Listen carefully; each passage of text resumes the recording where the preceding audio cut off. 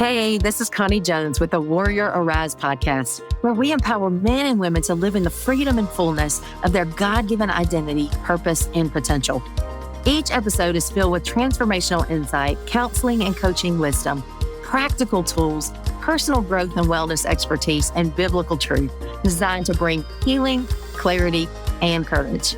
Whether through the solo episodes or powerful interviews with purpose-driven leaders, you'll be equipped to unleash your powerful warrior within so that you can live and lead bravely, freely, and authentically in your life, work, and calling.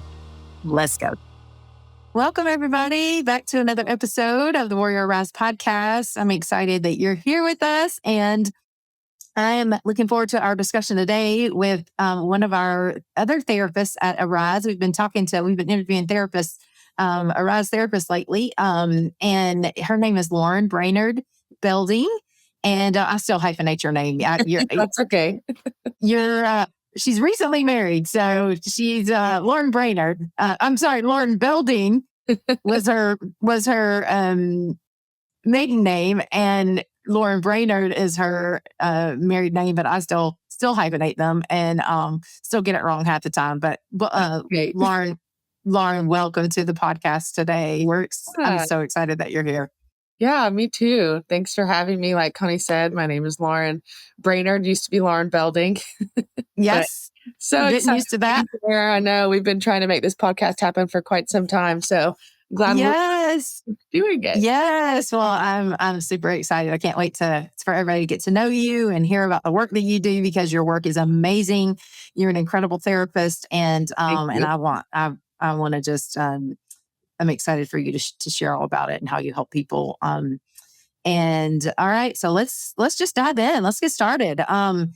So tell us, like, what's your why? What inspired you to become a therapist in the first place? Like, what drew your heart to it? Yeah, such a great question, right? I mean, from such a young age, I always wanted to be a helper. And I didn't know exactly what that was going to look like growing up, going through high school, even going to undergrad, and changing career paths. You know, I started out very young, right out of high school as an EMT, because I wanted to help people. And I quickly learned that that was not my field. I'm so and it gave me character and grit. I'm sure you learned a lot Yes. from that. Yeah. Well, tell us just a little bit. Like, what was that experience like? Like, Oh my being an God. EMT. Wow.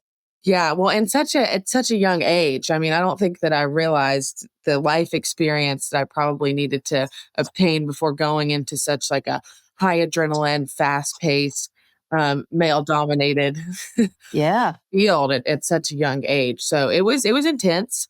There were good days, bad days, but then, you know, after like watching people pass, right? Like I was with people in their last moments and trying to resuscitate and literally basic life-saving skills, you know, trying to implement those. It started to take a toll. I started to feel jaded. Sure. It started to not really affect me. People like dying started to I was becoming numb to that. Yeah. So I kind of knew, I was like, okay, this is not what I want to keep doing. I commend people that do it. Oh my gosh, they're a different type of person. We need them. So happy that they exist. But I just knew in my heart of hearts, I was like, okay, this isn't me. This isn't how I want to help people. So that's ultimately when I made the decision to go back to school. Yeah. In my early 20s by that time, and get a undergrad degree in counseling psychology with a minor in human services. Wow. And so that really opened the door. I remember one of my first counseling classes was on motivational interviewing, and I just immediately fell in love. Yeah. Okay, this is my calling. This is what I want to do. This is how I want to help people. Yeah.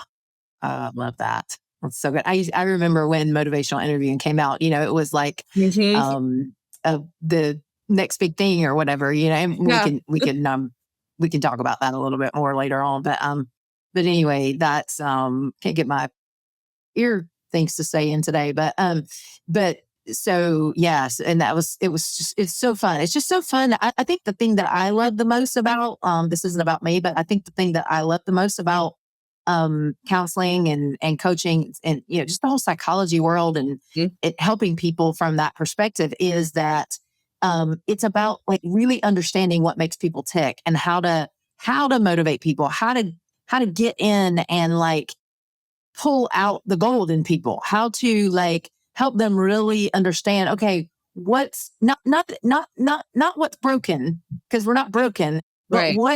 what do we need to tweak to get you functioning in the highest capacity? Like, how do we, what just needs a little shift in there? Or what needs healing or what, it's just so Right. fun, isn't it? Absolutely. That combined with my own personal experiences, growing up experiencing trauma and adverse childhood experiences, the Yeah, three big D's, I call them: death, divorce, and substance use disorder.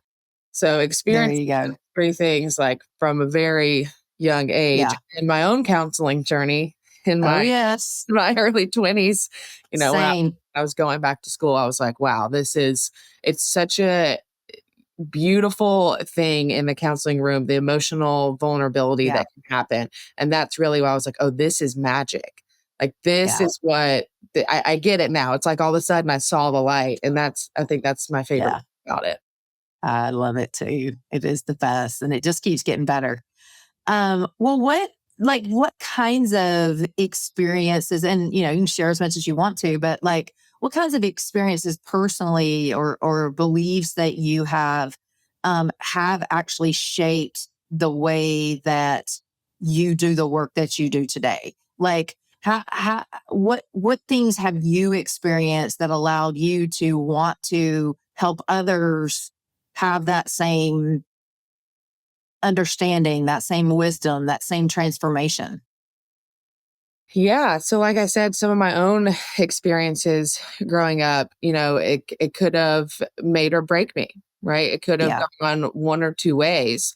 Yep. And going through the hard work and having that, the self realizations and the self awareness and, okay, the intergenerational Oh, patterns of yeah. trauma that can continue to be passed down, they don't have to be.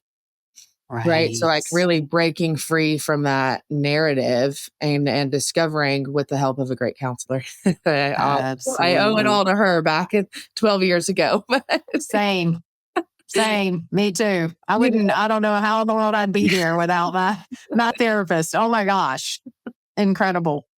right. So Mm, being able to just write my own path and my own destiny and really just be in control of what I want my life to look like yeah. is that's what I want to help other people be able to do. And be able to Yeah. get to that same point of freedom. And other things that I like to bring into the room is just being really authentic, right? So just being Hmm. 100% myself, my personality, coming through in my work, I think really helps people be able to feel like they can be themselves as Yeah. well and not have to try to perform or mask or not be Yeah. honest. And just really having Exactly. that, I think that first initial person to person human connection and just Yeah. making them feel like they can come in and be open and honest and vulnerable without any judgment whatsoever.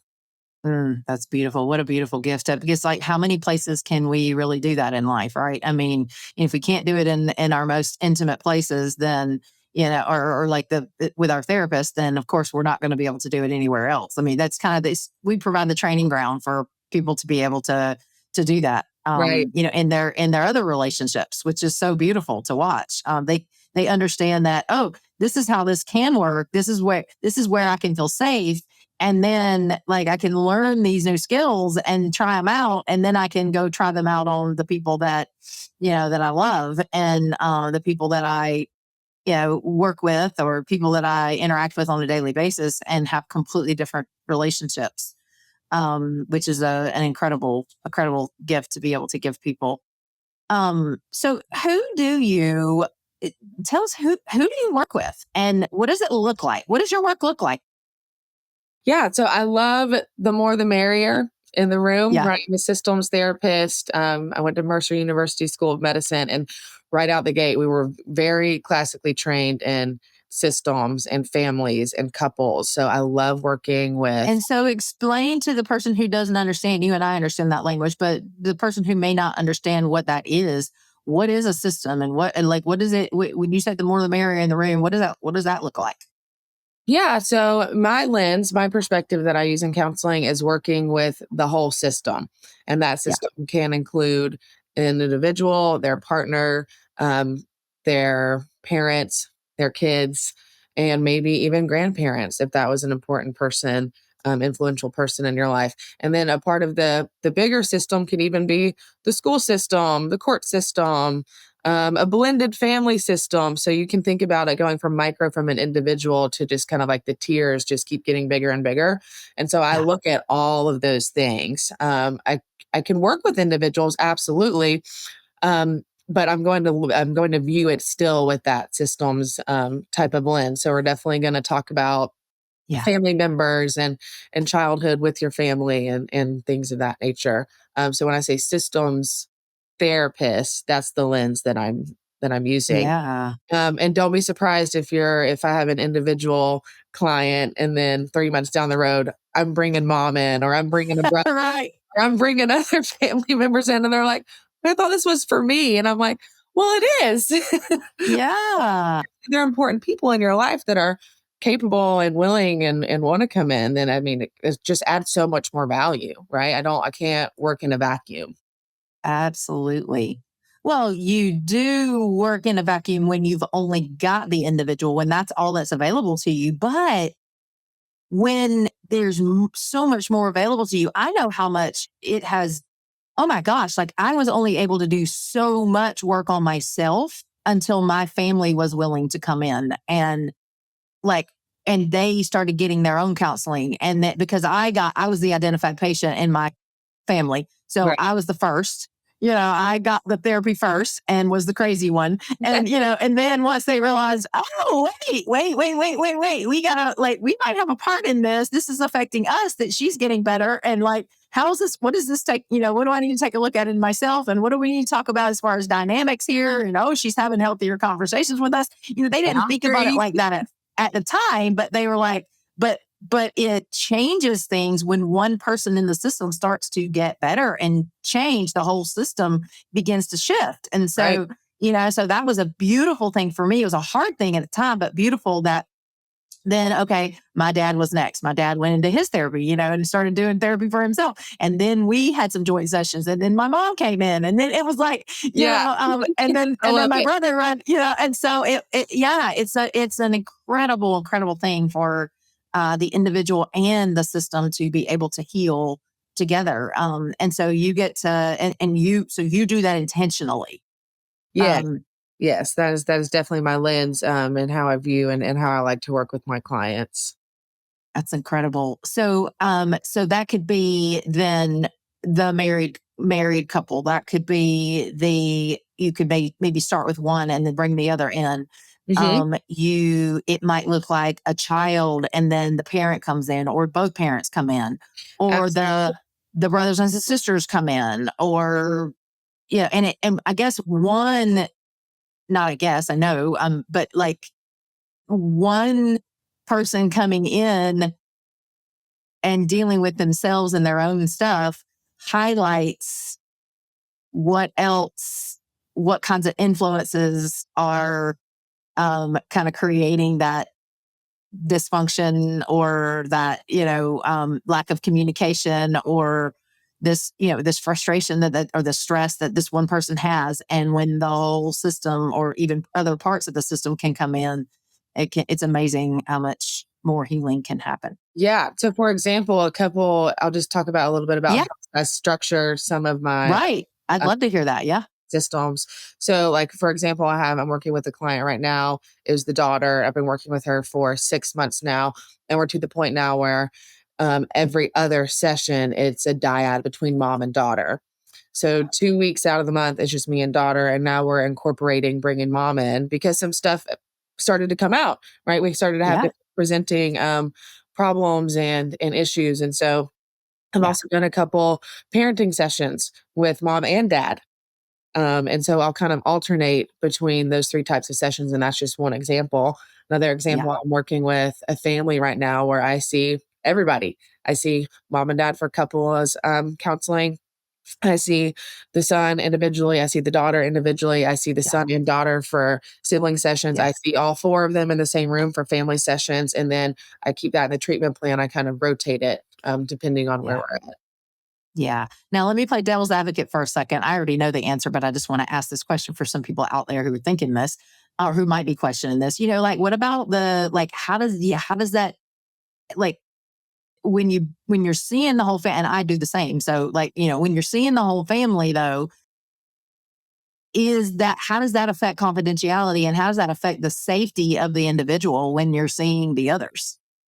I mean, Great you and I question. both know it actually is beneficial, but like, explain why that is so beneficial for you to, because a lot of therapists won't see, they'll only see Right. one piece, one person, and then they won't see the couple, the other partner, or they won't see the family, or they won't see. Why is it so important for you to see all or most? Yeah, it's a great question, especially around confidentiality. I'm very open, transparent, and honest with my Yeah, clients. And if there's something that I don't feel like I need to share with mom and dad that maybe the kid sure. is sharing with me, then I won't go there. Or if I feel like, okay, mom and dad, we need to talk about this with mom and dad, I'm going to go Yeah. to my client and say, hey, look, we Mhm. need to talk about this with mom and dad, but I want you have the power. You have the control in session. I want you to be the one that brings it up. And I'm here to support you 100% of the way. I'm not going to call them after session and say, hey, your child is saying this, that, and the other. Like, we're going to have a whole session around disclosing that information to mom and dad. And I'll even prep mom and dad beforehand. And I'll prep son or daughter or child beforehand. And we'll all come together and have that open, honest type of dialogue. There's no Yeah. convoluting or triangulation happening. Yeah. Yeah. Which makes it so incredible and so healthy. And then you can help the whole system really get healthy. It's so good. But then when you don't, I think it's actually a disadvantage. And I'm not saying that, some therapists who don't see the whole, that they're not helping. That's not what I'm saying. But I just see that, like, oh my gosh, I can't even imagine not being able to see the other parts. Because wow, like, you can help so much more when you know the whole story and you know all aspects of it and you know what's Exactly. really happening. Hmm. It's incredible. I don't think I could do it without that. Yes, exactly. Exactly. So, what are some of the things that you see in the systems work that you do individually and in the family system, that what are the struggles that you really help people through? Like, what do they come in struggling with, and what after as a result of working with you, what changes? Yeah, so it could be lots of different things, right? But Yeah, it's a so whole lot. I think that sometimes people can get caught up in like, oh my gosh, my family's dysfunctional, or my kid's not listening, or I'm having marital problems. When really, it's normal, right? Every family has their stuff. Every couple is going to have their stuff, and I say stuff, you know what I mean by Yeah. that. But Oh yeah. it's not anything to be pathologized, it's not anything to feel ashamed of or guilty about, because it can really be something as simple as just restructuring the family system. So I do a lot of structural therapy. I do a lot of strategic therapy with families where I give really simple strategic directives. I might use Bowen, so a lot of intergenerational patterns. So if there's anything happening in the system that maybe the parents learned from their parents and those parents learned from their parents, and now it's been passed down, and no one has maybe had the opportunity to talk with a therapist that can help them be self-aware of, like, oh, maybe this type of pattern is actually, it's not working for us. Is there anything that we can restructure, redirect to do differently to have a different outcome? Yeah. It could be something like really simple as that. It doesn't Yeah. have to be overcomplicated. Again, it's just patterns and programs. It really is. It's what we've learned. We learned one thing and it works to a certain degree until it doesn't work to allow us to really get what we want. And then we have to say, it's not that something's, broken or bad or, Right. awful. It's just that, in this situation, for whatever reason, at this point, this isn't producing the outcome that I want.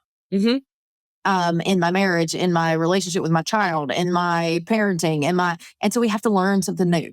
And so Exactly. talk a little bit about that. Like, what do you teach people? What are the things that, that they come out knowing that they didn't know before?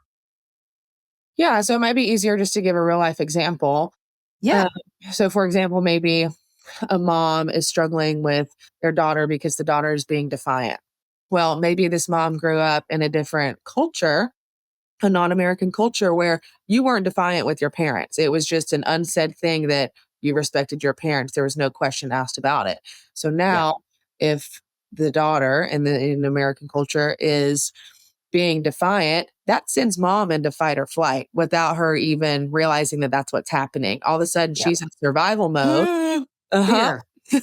Because, oh, well, that wasn't even a question. I respected my parents without questioning it. And so now that that's not what's being mirrored in her own relationship with her daughter, and Yeah. she's going in, she's getting fighty or flighty. Okay, well, daughter internalizes that as, oh my gosh, mom thinks I'm a bad kid. Mom doesn't love me. Mom's ignoring me. Why is mom mad at me? When in reality, mom is just having to work through and regulate her own response Yeah. to her daughter. And so trying to connect the heart before you train behavior That's it. can be, yes, that's an example of a real life situation that could be happening. Yeah. So you go through, That's map it out first, right? exactly. And help people understand what's really going on rather than just reacting out of fear Hmm. constantly and staying in that vicious cycle of, well, I got triggered when you did that. And they don't even know that they're triggered. And went into fear response, went into a survival mode, fight or flight. And then it triggered something in the child, and then and they're missing each other, just missing each other. That When their heart is that, oh my gosh, I love you more than anything. How do I connect with you? How do we understand each other? How do we come together in this? And that's where conflict can be so, if it's not done well, if we don't know how to maneuver through it and don't have the skills that we need or the understanding of each other and what could be going on, that's where it can become so sabotaging and destructive. I mean, it can tear relationships up.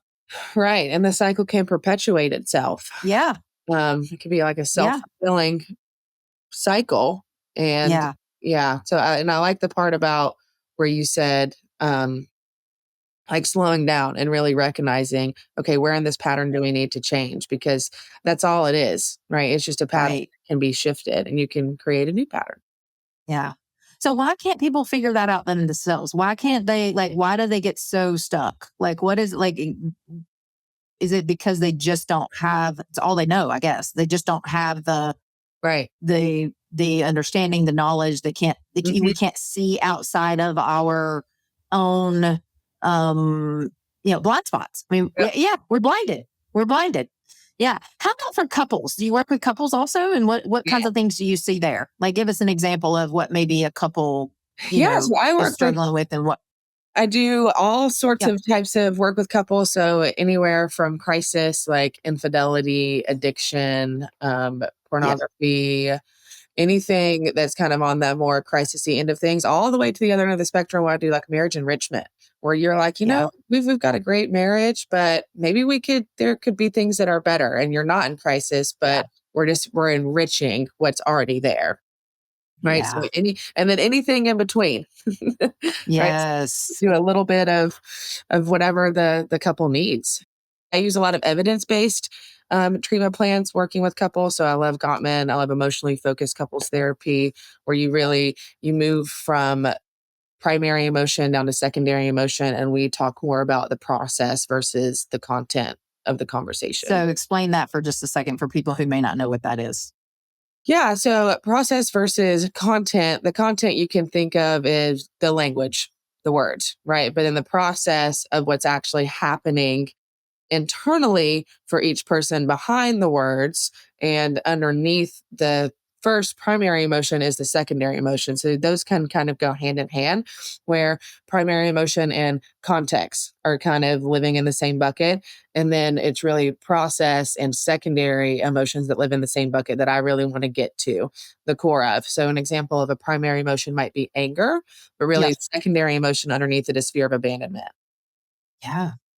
Yeah. And so we're going to come out the reaction that our loved one sees and many times is our Anger. anger. And then but they don't ever see the more vulnerable emotion, which is I'm just really scared here. I'm Right. really scared that I'm going to get left. And so I'm coming out swinging, or I'm coming out with these lashings, or I'm coming out with accusations or whatever. And it goes, to a really ugly place, and both are get dysregulated, and you can't communicate through that, rather than, no, I'm really scared here. Right. And we don't oftentimes know that, and our Mhm. partner doesn't know that, and so we just assume the worst about each other, right? Exactly. And just can't get through it. So Yeah. So being able to kind of weed through that surface level stuff and really get to the deeper part of yeah, couples therapy is where I've found to be the most beneficial and the most helpful. And a lot of times those wounds, that's where I take it back to the structural and the Bohemian intergenerational type of therapy. Those wounds yeah, that are causing that fear of abandonment could be from something that happened 20 years ago. exactly. Yes, that we're not even aware of. Right. Not even aware of. Oh wow. What do you wish? Well, let me ask this question first. Why do some people not have good experiences in therapy? Why does therapy, like, people, I hear it all the time, like, well, I've Mhm. been to therapy for, I went to therapy, I've been to 5 therapists, or I went to a therapist and I really get anything out of it. Like, why doesn't it work for some? Yeah. And I think that sometimes that from what I've heard from my clients say, kind of like how you're saying, I've been to therapy, it didn't work, didn't get much out of it.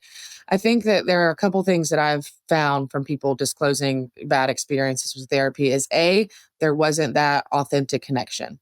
There wasn't the report wasn't there, the joining wasn't there. It almost is like it happened too quick, too fast Yep. without them really It's having that. almost transactional. It's almost like, yeah, it's like we're doing something, somebody's doing something to us that we don't even know that they're doing. And Right.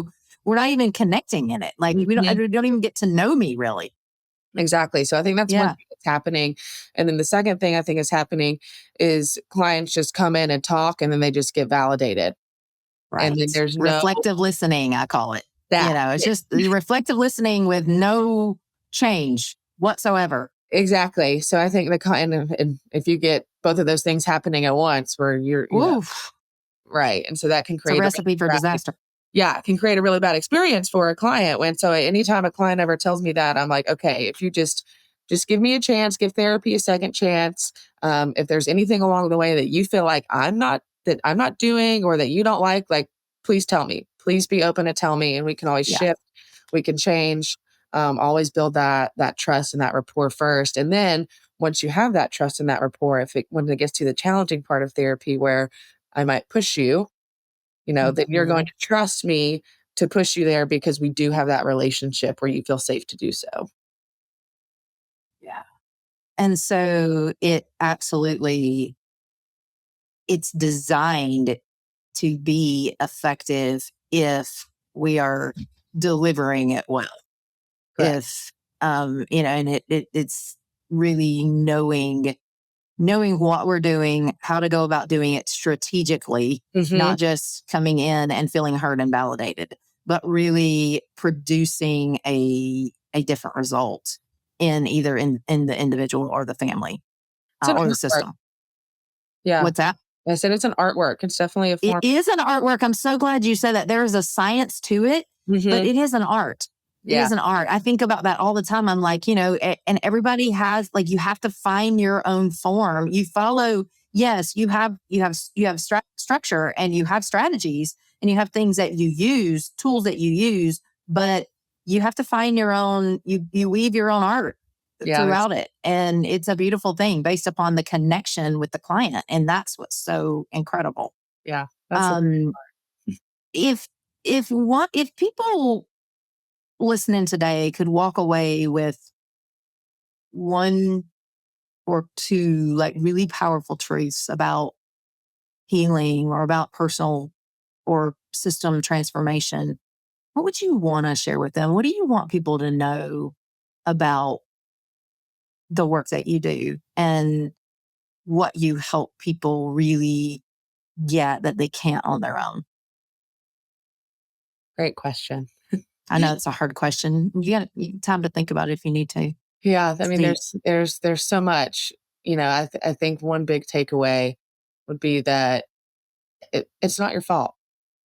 Mm, It's not your fault that you have a learned behavior, or that you had a bad experience in life, or that you experienced trauma, or that you're going through a difficult time. It's doesn't not make you wrong. right. It doesn't make you a bad person. It doesn't make you a bad partner, a bad parent. Like we're all human, and so Yeah. just having that understanding of it's okay that I've Yeah. experienced this, or that I've made mistakes, that transformation can happen, and that Yeah. it can be better. Yeah. Yeah. Oh, that's so good. Yeah, because I think that's a lot of, we're either we feel shame over it, we get Mhm. stuck in it, or we're trying to constantly fix it. We don't even know. Maybe we're trying to fix it on our own. And because we're deep down, we're just like afraid that maybe something's wrong with us, or, beating ourselves up because this happened, or we're just trying to make it better. And like that's where we need help. We need guidance. Someone to come in and support us where we, we didn't ask for something. We didn't ask for this. And yeah, it's not their fault. What do you, that person out there who maybe is still questioning, can you really help me? And like, can this really get better? Like, what is transformation really like? What's available to people as a result of working with someone like you? Happiness, right? Yeah. um, Yeah. self-actualization, self-realization, better relationships, better communication, Yeah. having just more love for yourself and self-acceptance and other people. Yeah. That's amazing. Yeah. And man, I mean, isn't that what we're here for? Not to just keep staying in the struggle, staying Mhm. in the surviving. We're all doing the best we can, but my gosh, I mean, life's hard enough anyway. So, Feeling um, freedom. yeah, freedom. Oh, just a sense of freedom. That's incredible. That's what I experienced. All of those things I've experienced from doing my own work. Mhm. And it makes you just want to go to the next level. It's like, okay, well, what now? Like, how can I even get better? How can I even thrive even more? Because you see the results are so good. You're like, oh, this is amazing. I want to do, want to do more of this. Yeah. Doing If progress. someone, yeah, exactly, it's a process. Yeah. That's it with layers. So if so, I know it's time for us to go, but if someone is interested in finding out, oh, would she be a good fit for me? Would you work with me? Like, how would they go about like? What do they get to meet you before they see you? How do they connect with you? Like, how would Yeah. they like So if you're walk us through that? interested in services, you can go to our website, arisecounselingcoaching.com. All of my information is under the staff section. And so my Yep. email or my direct cell phone number is on there. So you can reach out to Connie, reach out to me. Yep. We'll have a phone conversation. I always like to do a 10 to 15-minute phone consult Yeah. where we talk on the phone first, and then we'll have an initial intake session where we come and we meet in person for 50 minutes. And I Yeah. kind of evaluate the case and see what you're looking for, what you're hoping to get out of counseling, how I can help. And then we Yeah. go from there. So there's two steps before the Yeah. therapeutic process actually starts. So the phone call and then the meeting in person first. That's awesome. Yes. So we will end it right there. Thank you, Lauren, for being with us today. If you are that person who is just like, I'm just tired of the struggle. I'm tired of, or I'm tired of just this little thing not working. And I keep seeing the same old pattern and I'm tired of it. And, Mhm. I've tried everything to try to, or maybe I hadn't tried anything. I'm just realizing it, but I want out. I want to experience this freedom that Lauren's talking about. Please give us a call. We would love to walk out this journey with you. And Lauren, thanks so much for sharing your lens today with us, your wisdom. And thank you for the work that you do and how many people you help. It's just incredible to be a part of what you're doing and just be in your sphere. And so just thank you for that. Yeah. Thank you, Connie. This was so great. Yeah. Thanks for having me. Absolutely. Well, you guys, I hope you enjoyed it and I hope you gleaned some wisdom from it and maybe you were encouraged. And if it did speak to something in you that needs taking a look at, we are happy to help. Or if you heard something that you want to share with someone else, share the episode. And we would love to have you join us again in future episodes. So thanks for joining us and I hope you have a great day wherever you are in the day. And we will see you on the next episode. Thanks, guys. Bye. Bye. I'm so glad you tuned in to this episode of the Warrior Arise podcast. I look forward to continuing our journey together as we live in freedom and fullness as the powerful warriors that we are.